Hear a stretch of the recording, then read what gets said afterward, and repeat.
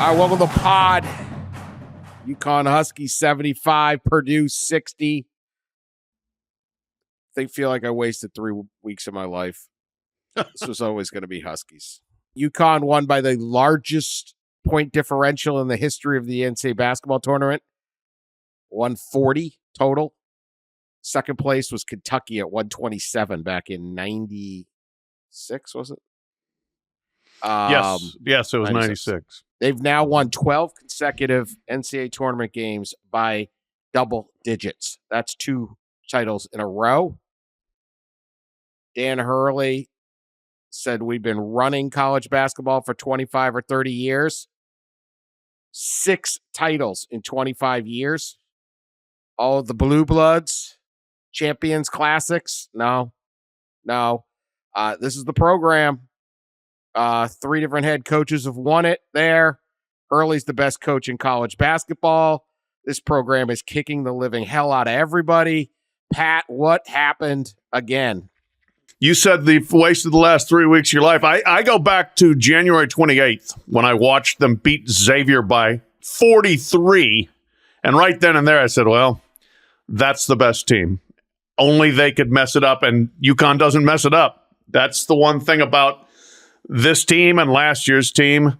They don't crack. They don't blink. They don't have breakdowns. They don't throw the ball away. They don't miss open shots. They don't leave guys open. They do nothing wrong for any extended period of time. Like they never have breakdowns. It's just incredible, the consistency of their performances.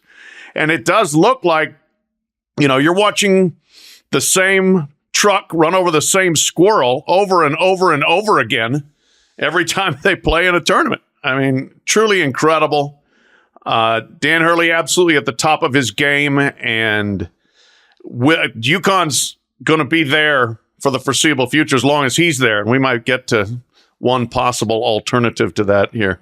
But just a dazzling display. This was as good as probably any 2-year run that UCLA had back in the day. Maybe they might have had a little bit better. Of course, they won 88 straight games, but nobody else, I don't think. Like Indiana 76, untouchable. Kentucky 96, untouchable. But they didn't go back to back, and to do that with a largely different cast of characters this time around, phenomenally impressive.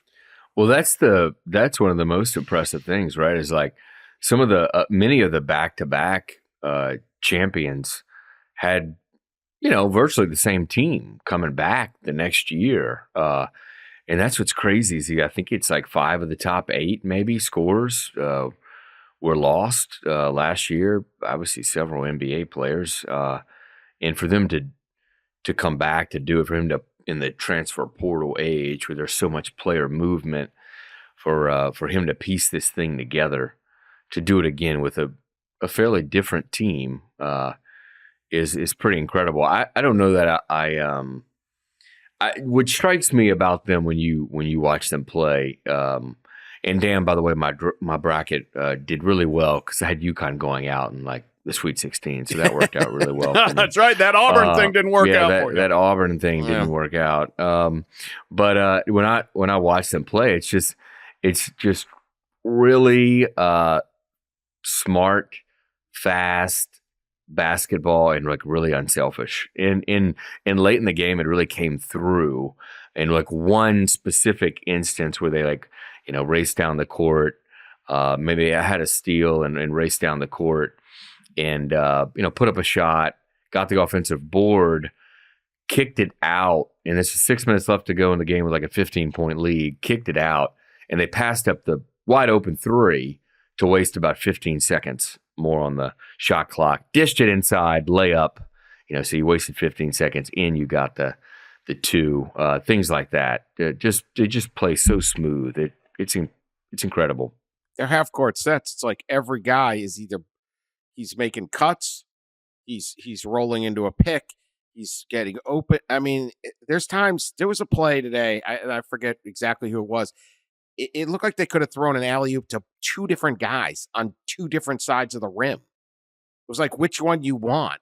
They just cut you to death It's just incredible. And then defensively, it's like they're in a zone, then they're doubling off the ball, then they're fighting through. It's like every other possession, something different. They're so well coached. What Dan Hurley just did is incredible. Like you said, Ross, like, yeah, that Florida team brought everybody back. That Duke team in 91, 92 brought everybody back, and forget about the Wooden era and all that. Nobody could leave. And I would say this about a kid who did come back. And this is what I like about this era. And I know that I'm not getting on a soapbox here, I promise, but the transfer portal is horrible. I love Tristan Newton's story. I love this kid. He is a senior in high school at Burgess High School in El Paso, Texas. El Paso is it's probably the most isolated city with whatever the population is, 600,000 plus in El Paso, like a sizable city. It might be the most isolated in the whole country. Apparently, no one scouted him except Joe Dooley at East Carolina. Credit to Joe Dooley. But this kid averaged 37.2 points a game, 9.2 rebounds, 2-point assists as a senior in high school. And he got recruited to East Carolina. It's not his fault that everyone slept on him. It's not his fault that they all committed to kids that were juniors that were ranked and this and that. This Tristan was always a great player. He goes to East Carolina, plays, has a really good freshman year. Second year, you got the pandemic. Dooley, I think he left. He got fired. I don't know what happened with him, but Dooley's no longer the coach. He's not stuck at East Carolina. He goes to UConn, bang, back-to-back national championships, back-to-back most outstanding players. He's an absolutely great college basketball player, and he always should have been. And this is what I like, that kind of story. The kid just believed in himself. Yeah, if that kid is growing up in Chicago or New York or DC, he's getting recruited at a high major level out. But he's from El Paso, so he isn't. And then he just proves himself, and he's sitting there. Yeah, man, I guess I won it again. Back-to-back most outstanding. How many of those are there? What's that, like Walton? Boy. Like maybe Alcindor? I don't know. It's incredible. Yeah.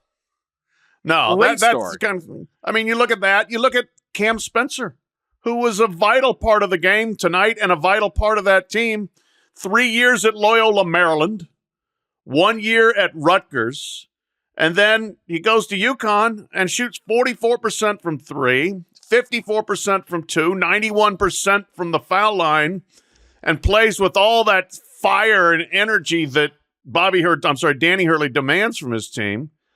And, the fact that you can get guys like that, first of all, it's astounding that so many people miss on them. But then, yes, that UConn looks at him and says, yeah, that Loyola Maryland kid, let's get him.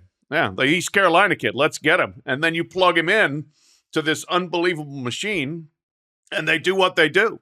This is, this is extraordinary what they are doing, turning over rosters, bringing up recruits or transfers from lower levels. This is not the way UCLA won championships. It's not the way Duke and North Carolina and Kentucky have won championships.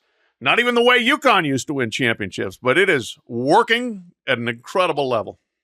Yeah, not much else you can say. They absolutely are dominating. Danny Hurley is crazy.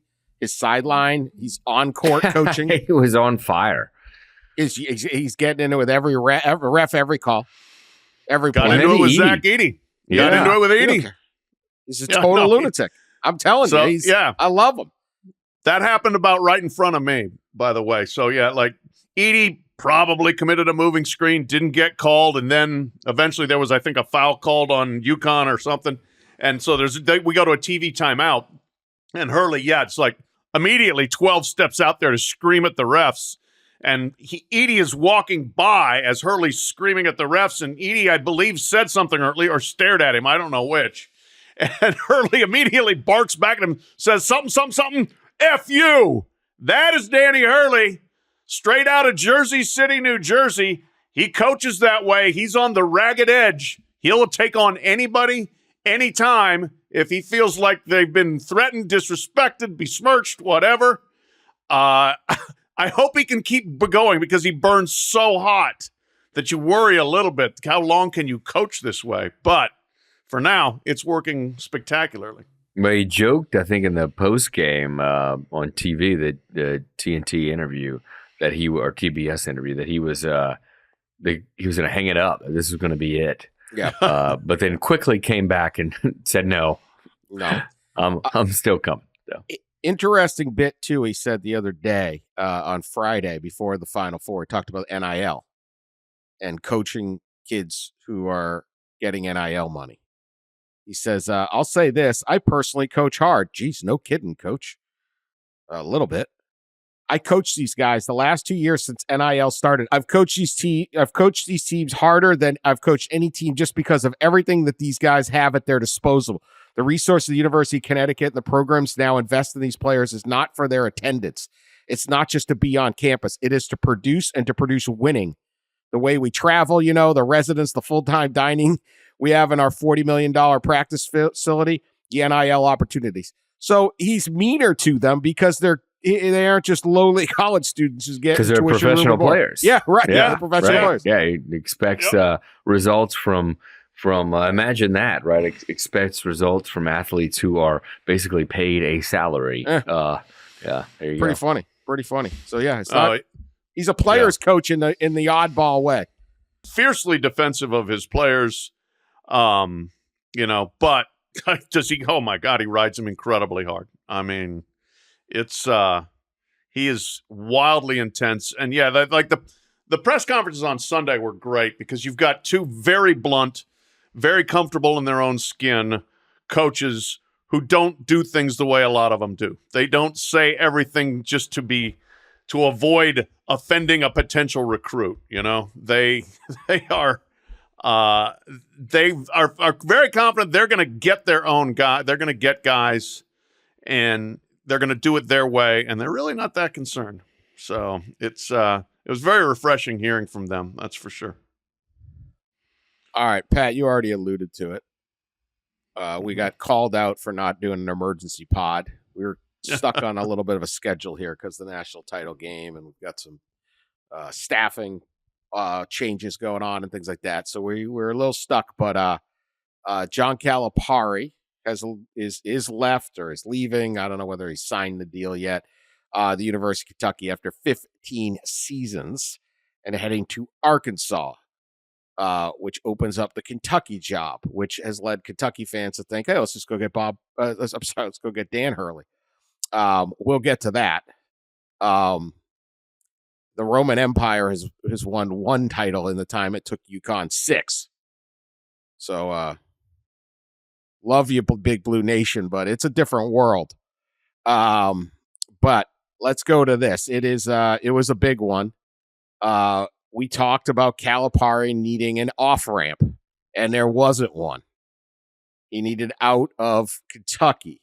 He was going to have to go into one more season where the fan base was against him, a portion of it. Everyone was just going to sit around and wait to see if they could make a run in March because anything less than a Final Four wasn't going to be good enough. I think all of that is fair. When you're coaching Kentucky, you can't be losing to Oakland and St. Peter's and having a 9-win season one year and not getting anything done. So all of this, I think, is fair. I think John Calipari would probably think it's fair. I think he understood and embraced that Kentucky job, and he was the perfect guy there for a long time, and then he wasn't. It's a hard place to last. But he needed an off-ramp. Arkansas was there. They got money. They care about basketball. They're going to give him the private jets and the NIL and all of that. Considering the options, I thought it was a pretty good deal for Cal. I get people were just stunned that anyone would jump from Kentucky to Arkansas. But he needed to go somewhere. I thought it was a pretty good deal. I think this could be win-win-win for everybody, Kentucky, Arkansas, and Calipari, but we'll see. Pat, your thoughts as a resident taxpayer of the Commonwealth of Kentucky. It was a pragmatic move for John Calipari. It was also a repudiation of his vision of the program and his ability to execute that vision because it stopped working a long time ago, 9 years ago. 2015 was the last Final Four.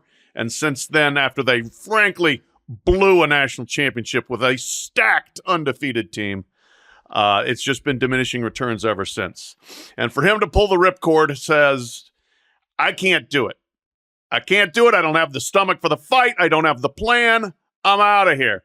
Do I blame him necessarily? No, because Dan, as you pointed out, he needed to get out. And Kentucky fans wanted him to get out.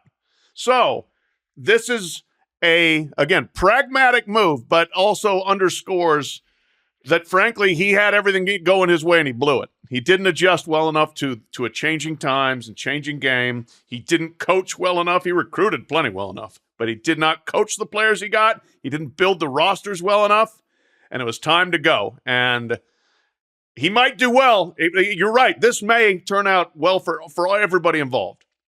But when he's standing there calling the Hogs tomorrow, Tuesday, when this comes out, in awkward fashion, just remember, that's not really something he wanted to be doing. It's what he has to do. A few days after the season, when they were upset, and there was some question, obviously, if he'd continue as the coach, if Kentucky would pay the buyout, which was what, 30 million or something like that, right? 33 million. And him and Mitch Barnhart, the athletic director, met, and then the next day they did this video that aired, and it was kind of this kumbaya video of we're all in this together, and then poof, right? How often we see these things happen. Of course, I think in football terms, and the move reminded me of and many people have pointed to this is Jimbo Fisher going from Florida State, having won a national title there and seen things dip, and then gotten hired in some big, massive contract by a program that in Texas A&M. I don't know if that's fair, but it certainly, you draw some similarities to it. Jimbo, I felt at that time, things were running out for him at Florida State. There's some other similarities there with the national championship and things kind of going sideways and the massive contract and all that. And the question, of course, is it going to end the same way for Jimbo? I'm sure, or for Cal. I'm sure Cal would take a $75 million check to go away and go move in your ranch. I mean, it'll end with money. There's Yeah. no one's getting one way or poor the here. other. Yeah. Go ahead, Pat. No, yes, it will end with money. Does it end with any more glory? Does he have a reclamation run left in him? That remains to be seen. I think he's got to run. He's got to run the program different. He's got to coach different. He's got to do things different. There's no question. Pat said he's had the talent, but it hasn't worked lately. This isn't how these teams are built anymore. When you're sort of listing off how UConn got there, it wasn't. They have one top 10 recruit.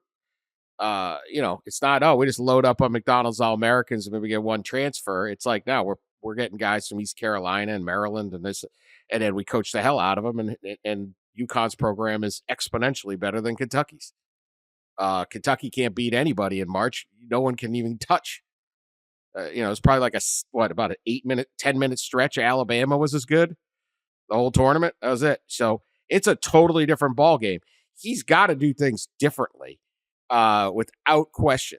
But he will bring a lot of excitement to Arkansas. He will bring players. They will win games. And I don't know what they're counting on at Arkansas. I don't have my finger on the fan base of Arkansas basketball, but this is a place where basketball matters. It started in the 70s with Eddie Sutton, who then became the Kentucky coach. This is the reversal. And Eddie Sutton made it clear the difference in pecking order back then by declaring, I would have crawled to Lexington for this job, right?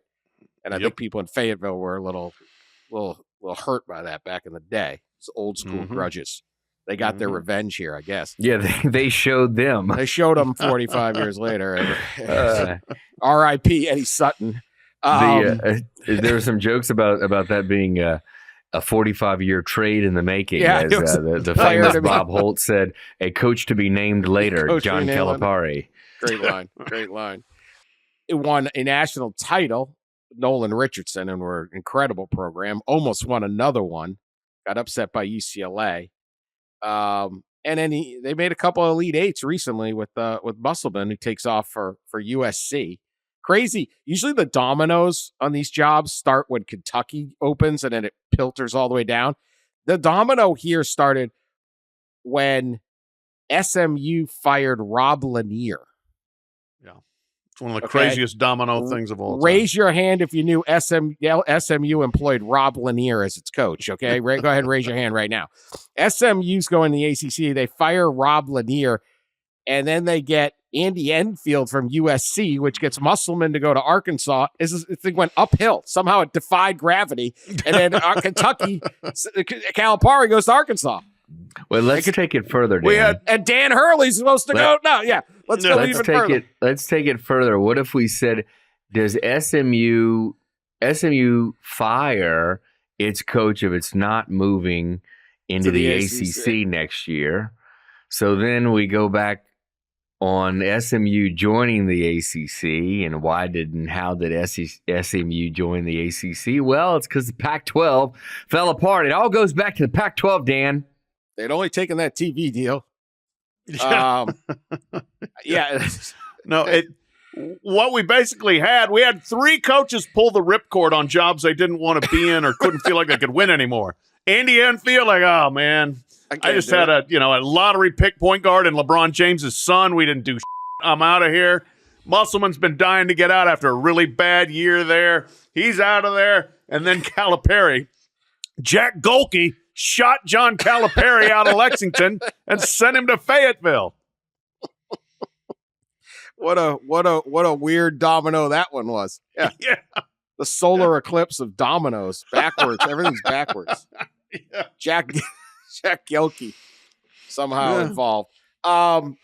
So here we are. So I don't know, but like Calipari brings like the problem he had. One of his problems in Kentucky is he stayed too long.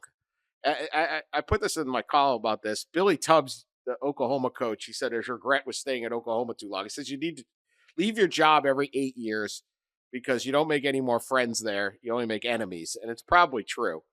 I think we've been doing this podcast about that long. So Pat, you may have to go.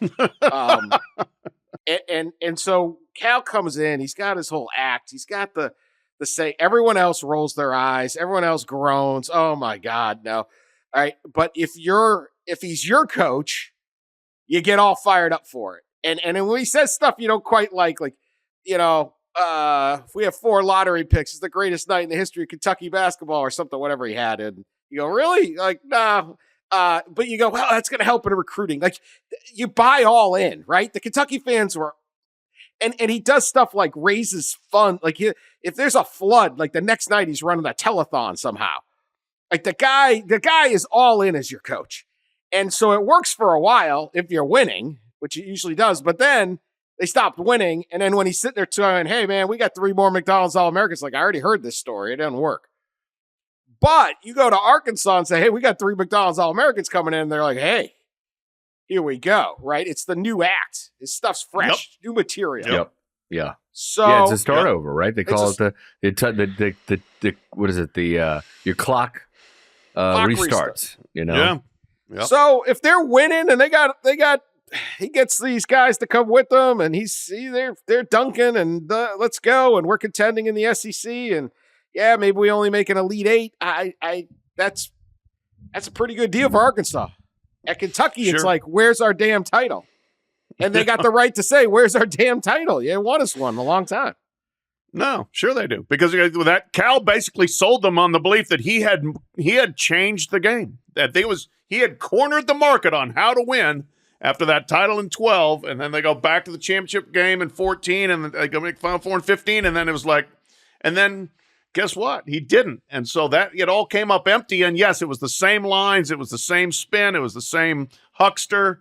And you do need a new audience if that's the deal after a while. And so now he's got a new audience. In terms of length of time in a job like that, yes, I've always said Notre Dame football, Kentucky basketball, a lot in common there. Those jobs will burn you out and eat you up. And trying to do it for 15 years is a long time. I mean, since Adolph Rupp, nobody's come close, I don't think, to going that long. And Pitino went 89 to 97. Tubby went 98 to 2007. So you're talking 8-9 years in there. And they were ready to run him off. Yeah. And then, Tubby absolutely just left just to get away. So those things, yes, you run the risk of A, just wearing out your welcome, and B, wearing yourself out in jobs with that magnitude of attention and demand. It could be good for Cal and Arkansas. Like, they could do pretty well. I don't expect him to lose. He doesn't lose. I mean, even this year, it was a bad NCAA tournament, but he had a D2 transfer hit 10 threes on him. But they still won a ton of games, had some impressive victories and stuff. Like, it'll be exciting at Arkansas for a little, I think that'll work. But how about Kentucky? What do they do? If Cal and Mitch Barnhart were not best friends, I think that's quite a secret. And he wanted to stick it to him a little bit. Well, the one thing he did do is let the carousel, he jumped late in the carousel. The easiest thing for Kentucky to have happen was Cal return, Billy Donovan get fired by the Bulls some point, and he's just sitting there as or everybody's sitting there going, all right, I want the Kentucky job. Now, you see Nate Oates, he's already got a contract extension. He's immediately out. Some of these guys are going to immediately out. So it's not as easy to just grab the coach you want. I also think two things. One, I think the importance of being a blue blood is much less than when Eddie Sutton was crawling there.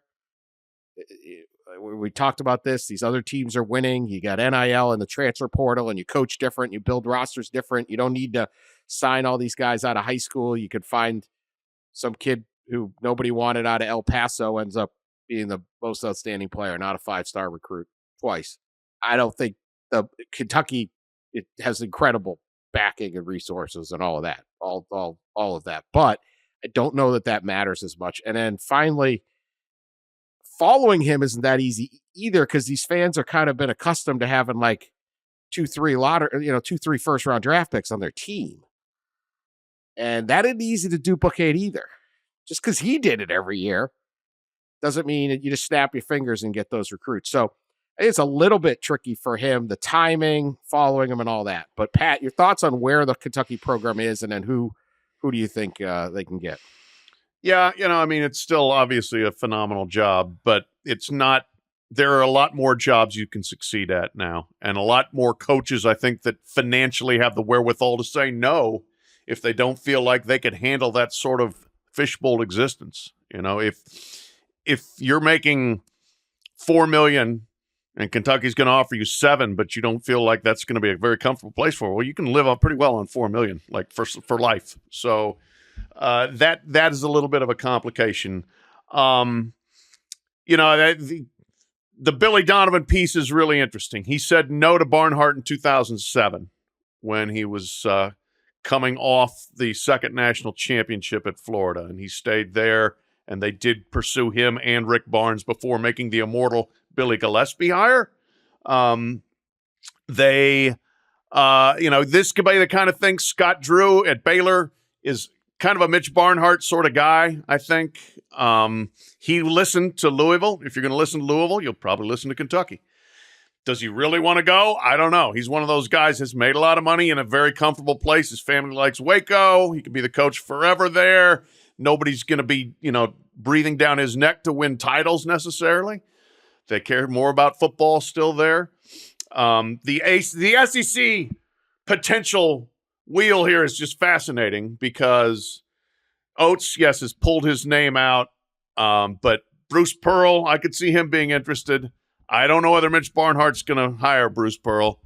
Chris Beard, same thing. I don't know whether Mitch Barnhart's going to hire him. But if they did, if they hire one of them, and then all these other, Cal goes to Arkansas, Pearl goes to Kentucky, Beard goes to Auburn. Will Wade goes to Ole Miss. Just, blow the whole thing up. Look Why at not? you. Those wheels are turning. We had a lot to talk about last night amongst the basketball writers here. We were kind of theorizing all that. Jenga, yeah. It was a Jenga game. Yeah. No, Tetris, yeah. Yeah. The pieces. Yeah. So, I mean, they'll have good options, but there's not a slam dunk. For one thing, Cal's coattails have historically been lousy in terms of producing assistant coaches who go on to become big-time successes. So he didn't leave anybody you're like, oh, yeah, there's the successor. And then, again, it's just the timing of this and who's going to be available and who wants to jump. Very unclear at this point. Can we talk about the Chicken Man at Arkansas? Right, Tyson Chicken. He's pretty close to Cal and was, I guess, financially probably part of this situation, including NIL. I find it really interesting in this era. We're seeing more and more of this. NIL is built into coaches' contracts, and we've seen it in some football contracts. We certainly going to be seeing it more and more, I think, in basketball contracts. And one of the things to come out with all the reporting the last day or so has been a promise from Arkansas for enhanced and increased NIL for John Calipari. I'm sure there's some promise. Million, yeah, $5+ million. Yeah. And I think you'll, Nate Oates released his statement saying that he's, committed and will stay at Alabama. And not long after, Alabama's athletic director, Greg Byrne, sent out a statement related to NIL and in NIL fundraising for the program. It's a bidding war out there, and not every time does the highest dollar win, but it's significant in the recruiting game, and that's been a kind of an interesting part of all this is not just coaches leaving to go to a place that commits a certain NIL dollar amount, but coaches maybe like Nate not going to a place and potentially getting more for his team. We always talk about head coaches getting more for their staffs, right? And now we're starting to talk about head coaches maybe getting more NIL for their teams. Isn't this just what they talk about out loud? They couldn't talk about it before. I mean, what was a blue Are you blood? suggesting there was cheating, Dan? SEC. I mean, I'll tell you a story about a basketball recruit in the SEC. Went to his state school. He grew up in a small town in the state, and he later realized why he went to the school, why his mom and everyone around him, and it was the principal at the school went to that state school, and the guy at the bank who had this mom's mortgage and didn't collect for a few years went to the state school, and the police chief, when his brother got in some trouble, went to the state school, was a fan of the state school. Like, it's institutionalized for decades. Like, what is blue blood? Oh, they got fans, they got support. I mean, this is SEC basketball recruiting. As long as I've been covering this sport, they've been buying players in the SEC and everywhere else, but particularly in the SEC. Yep. So it's like now that, we're committed now. Like, of course, you were always committed. Yeah. This is nothing new. It's great. Now we can talk about it out loud. I like that. You don't get blackmailed or there's a trick played on you because your mom doesn't have to pay the mortgage because it's a banker deal. Now you can be like a little bit more open about it. Your family isn't blackmailed on this stuff. We talked about the lights don't go off just because all of a sudden you took a visit somewhere else. I mean, it's all the same. It's a new name for the same stuff. Well, and it just always has been. I think I think you're right on that. I think that's it used to be called commitment, alignment, commitment. Right. I have to say, I'm sure these days, like, and this is the case at least with football. I feel like when you talk to people in the industry, is the amounts. These days, are higher, right, are a lot more, right? Way more. Yeah, it's like more significant. what we're talking about. We're talking about $5 million for a basketball team. I mean, there's 15 players on a basketball team. You can do the math, right? 300 to 400,000 on average each. So we're talking about some pretty significant. The money, I think the numbers and the figures have gone up. And yeah, of course you can be a little more public about it now. And guess what? Within the next year or two, we won't be calling it NIL. It'll be something else, and it'll be probably more, in more of a framework of some sort. Quote from Matt Painter Sunday. What is tough is name, image, and likeness wasn't supposed to be put in place for whoever's got the most money to get the best players. But if you want to be kind of truthful about what's going on, that part of our business that stinks, that was what's happening before. That was basically the way it was always happening. He said it. Said it out loud. No one could possibly deny it. It's always been the case. So they just called it something different. And coaches coming up in the system knew what schools had money and all that. So I think it's great. Arkansas, the Chicken Man, Tyson Chicken, big fan, good product, quality product. Fan of the Tyson Chicken. You might get some wings going on there at Augusta, right? Whatever. Yeah, who knows? Yeah. Cook some. We got a little barbecue out here. We'll cook some chicken, I'm sure. But so great for them, and you got $5 million or whatever. But that's good. I don't think the John Calipari's problem was he wasn't able to get players one way or the other. It was like he had the talent. So, one last thing. So, because we teased it, Pat, chances Danny Hurley is the next coach of Kentucky. I just don't think so. And Mitch Barnhart would be committing malpractice if he doesn't inquire. He has to. You're Kentucky. You should go after the best coach. Danny Hurley is the best coach. So you call him and you check. And Dan Hurley's in a spot where he could probably drive a bargain if he wants to with UConn. Maybe not as much for himself as for NIL. Things like that, They do have good facilities there, and they have access to players. And Dan Hurley is a Northeast guy. It seems like a perfect fit. Rick Pitino was a Northeast guy. He fit pretty well at Kentucky. Hurley has the kind of personality, I think he'd be fine with the spotlight. He just has to make sure he doesn't spontaneously combust at some point in time on the sideline. I would not see it happening. But I also think that it would be very irresponsible of Mitch Barnhart to not at least ask. I found it interesting in Dan Hurley, one of his comments, again, in the post game, right after on TV, with the TV interview, he said, UConn is a special place this time of year. They give us all the resources we need to do well or do what we need to do, which I don't know, a little subtle there. Yeah, Connecticut's a very wealthy state. They're not lacking for money in the state of Connecticut. They may not all gone to Connecticut. That's the difference. Or they may, but this is not a poor state. Obviously, you don't have the SEC TV money and all that, but I cannot fathom why Dan Hurley would take the Kentucky job. And I understand how great the Kentucky job is, but it would be absolutely ridiculous if he took the job. I wouldn't get it at all. It'd just be like, okay. Why? You just won 2 national titles in a row. What else do you need? And yeah, we need some money. Well, get yourself down to Stanford and Fairfield and Greenwich. They don't have any of those in Kentucky.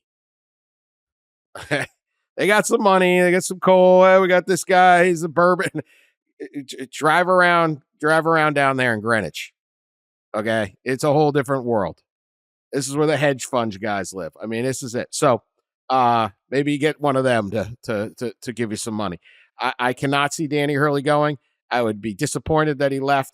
He needs to stay and keep winning at Connecticut. But there's nothing. I just don't think in this era it matters as much. And you can't be better than Kentucky. They won 6 titles in 25 years.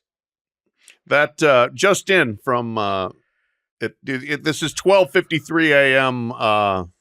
Eastern time when we're taping this after the championship game. But Hurley, I think, apparently told Pete Thamel about the Kentucky opening. I don't think that's a concern. He joked that reporters should ask his wife about the Kentucky job and see what she says. Andrea Hurley might have an opinion there. Yeah. Dang, I don't know. I guess you could make more money, but yeah, not gonna do it. All right, we will be back after this break. Women's basketball, South Carolina, perfect season.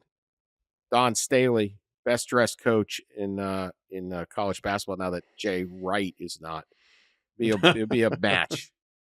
It's a Philly thing. I mean, it's not Kim Mulkey's outfits, but it's no. Yeah. I mean, she's out there doing her thing. Great, unbelievable season for South Carolina. They replaced a whole bunch of people too. They had a whole new kind of team, or a lot of them.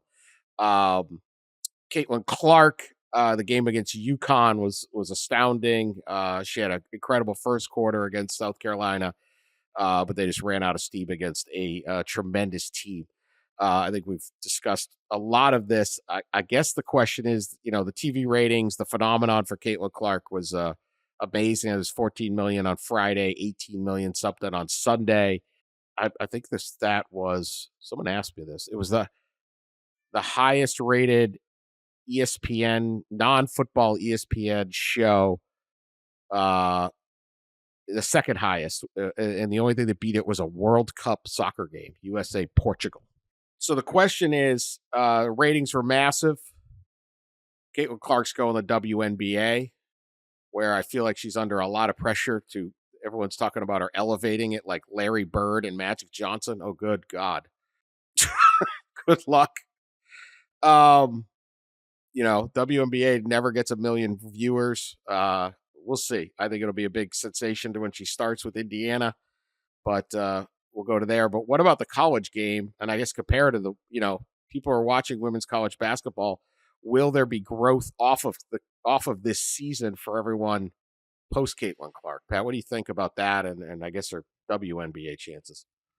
Yeah, crucial question that is just going to have to be TBD. We have to see it to know for sure. I suspect that there will be a little bit of a jet stream effect of pulling people in that didn't pay that much attention before and now said, hey, this is a very fun product. I want to check it out, and I want to see Juju Watkins at USC, and want to see when is South Carolina ever going to lose a game again, and things like that. So there will continue to be personalities. There will continue to be storylines. And I think they will definitely have higher ratings. How much higher? I don't know. It's just, I don't know whether you're getting these kind of ratings again. Anything, maybe not even close to nowhere, it. But no. They could grow some from the pre-Caitlin Clark era. Right. That's right. Yes.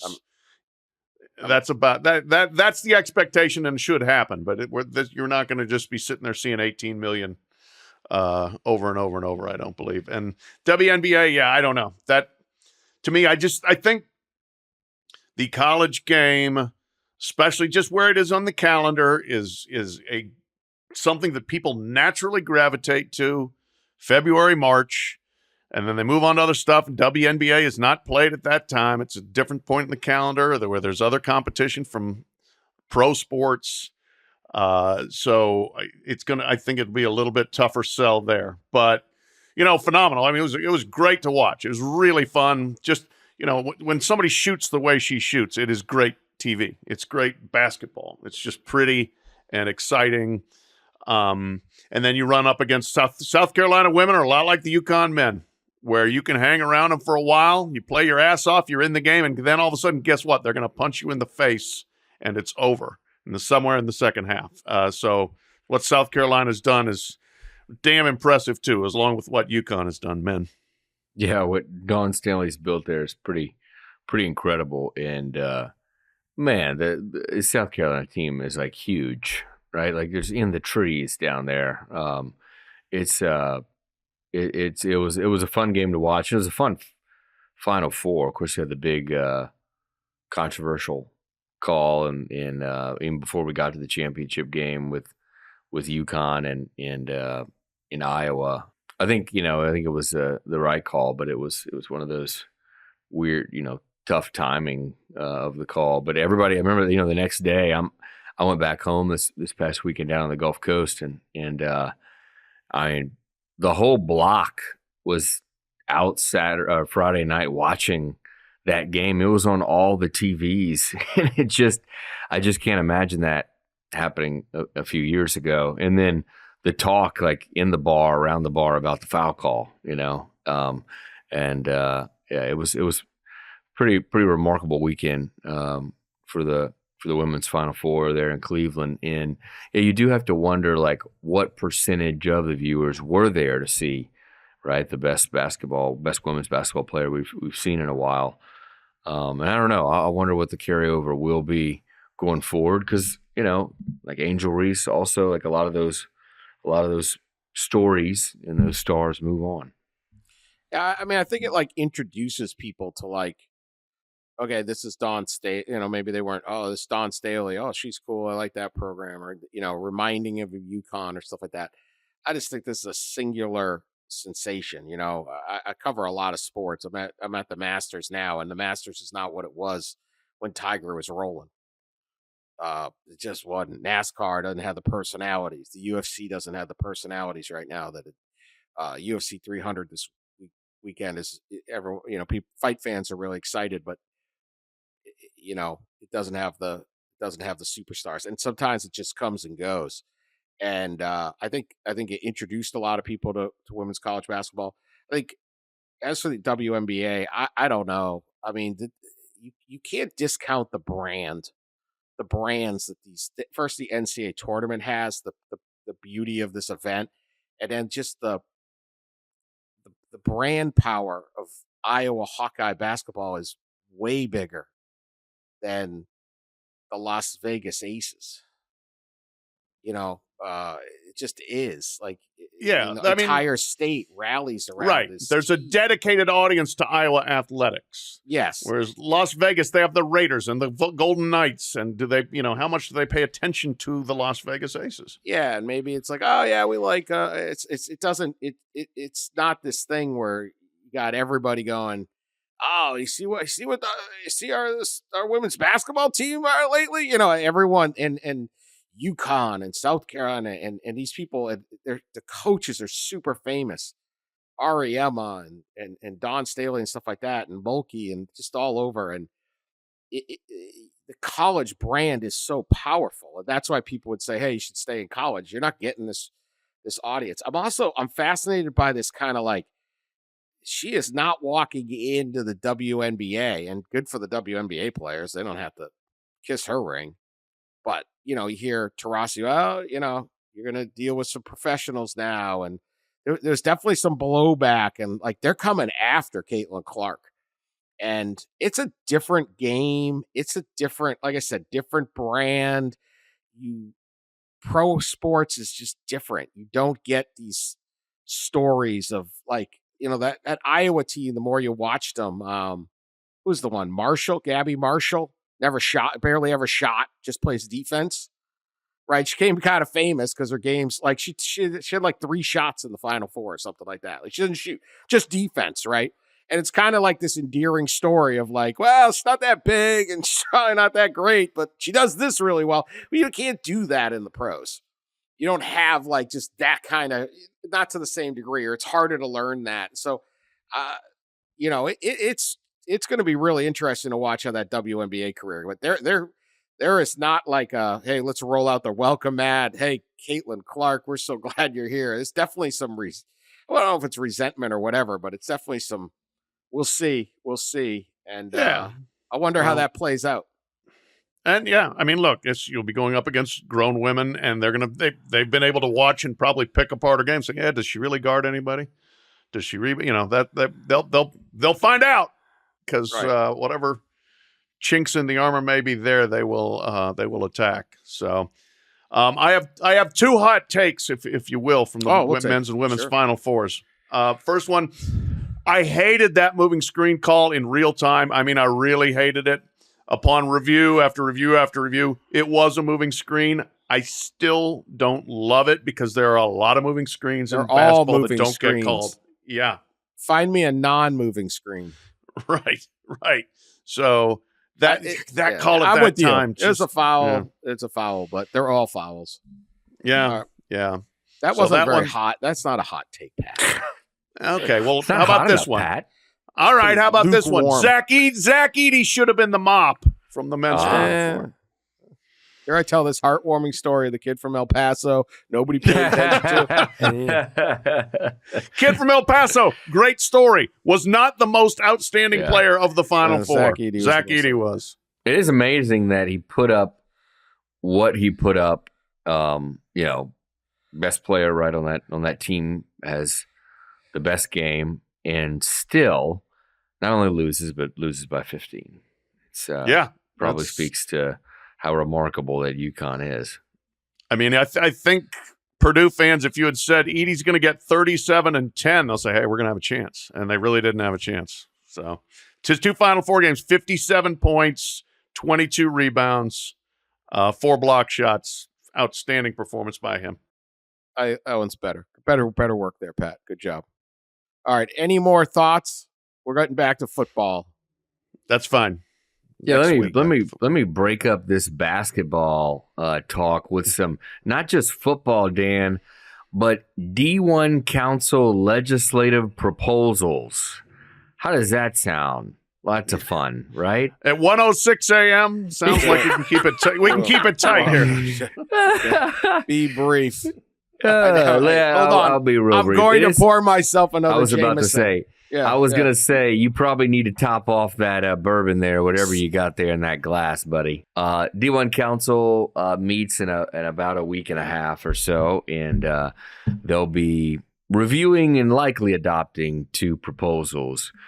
One basically keeps the status quo that we currently have for transfers, which is players can transfer an unlimited amount of time. And they're just making that an NCAA rule right now. It's part of the preliminary injunction. Why are they doing this? Everyone hates this. Is it just because they know they're going to lose? Yeah, it seems like they are not going to fight this situation. Yeah, they screwed that up originally. So they're basically all athletes will be able to transfer an unlimited amount of time as long as they meet certain academic requirements. The 3 academic requirements are: you must leave your current school in good academic standing, reading, writing, and arithmetic. Those are the 3. Come on now. And you must. Nobody is ineligible. Nobody is ineligible. Nobody. I mean, yeah. Anyway, go ahead. I don't go want to ahead. Your committee. You must have degree percentage, a certain amount of your degree completed at your new school as well. So that's kind of the transfer portal piece. The other piece the D1 Council will be again reviewing and likely adopting is the NIL piece, which we had a story about last week. Just basically permit schools to be more hands-on, even more hands-on than they've been legally with third parties, and that includes collectives, but also includes multimedia rights holders like Playfly in Learfield. The MMRs are getting a little bit, you might say, into the NIL game, and I think this gives schools the opportunity to be hands-on. It's another step in the direction of schools bringing NIL in-house and paying athletes directly through NIL or some sort of compensation. So, Ross, what you're telling me is the Division I Council, right? This is an important group of people. Yep. Okay, they are now embracing no guardrails. It would seem that way. Very little guardrails, Dan. Guess where it's headed. Yeah. So it sounds like they listened to the pod. No, they didn't. They wasted 5 years and gazillion dollars. Just recently, they started listening. No guardrails. So they listened. They just did. They heard. They didn't listen. It's like a parent talking to their child. Yeah. No guardrails all of a sudden, huh? What's up, fellas? Yeah. Wow. Amazing. Hey, these rules, we'll never be able to enforce them. Gee, where'd you hear that? No guardrails. Let's go. The Wild, Wild West. The rich will get richer. John Calipari said, hell, I'm out of here. It's the richest damn place ever been, and I'm out. I'm leaving. I'm going with the chicken people. Are you proud of me, Ross? Are you proud of me? Yeah, real proud. Yeah, I'm glad I got you on the Jameson fueled soapbox. Just teed him right up. Teed him right up. Got me fired up. I was ready to just go to bed calmly, peacefully. Yeah. Charlie Baker came into the media workroom before the game tonight and did talk a little bit, and he's still in favor of at least one kind of a guardrail, Dan. said that he still would be in favor of a database of NIL deals. That's not a guardrail. So- That's cost control. I'm sorry. I know we don't agree on this, but I see his point in terms of giving players at least some sort of a scale of like, okay, this is what you could get, as opposed to going in blind and people maybe telling you the truth or maybe not. Well, and I think that's on the way, right? The Yes. three Well, yes, three yes. things It's they going to approved, drive their right? costs up. Yeah. Right, The problem is you need athletes to disclose their deals to schools, which is, by the way, a part of the D1 council that they're looking at, this NIL concept to allow schools to facilitate deals with third parties, with their own athletes, with third parties, is schools can only facilitate those deals if for the athletes who have disclosed their deals to the school. So they're trying to incentivize athletes to disclose their deals so they can come up with a more accurate So the only database. guardrail is Right. to protect their costs. That's the only guardrail. They just want to know the truth, Dan. A lot of numbers out there. I'm in favor of the truth, by golly. Let's find out. Hey, man, if a kid can con a school into overpaying for him, I say, God bless America. Oh, there you go. Capitalism. Here we Well, go. there are three things coming. We're going to have a database. We're going to have this database Maybe. where disclosures, maybe, yeah, and agent registry, where agents have to yeah. go through maybe some kind of process or whatnot. And the third is some kind of educational component. These are the athlete protections that are coming. Yeah. That's what they're calling it, Dan. Don't look at me like that. Charlie did. This is pretty good. We didn't get him for very long. He did have one line I enjoyed there. Somebody started a question. It was like, the ratings of the women's game, and he kind of cut him off and said, pretty, pretty, pretty good. A nice homage to Larry David, who had his last show. But that there was some discussion there about whether or not maybe they jumped the gun on not bidding out the women's stuff, especially seeing the explosion that they could have maybe cashed in on there. But that's water under the bridge at this point. Yeah, again, TV people know that was Caitlin Clark right? Like you just, you're not going to get World Cup soccer game ratings in the future.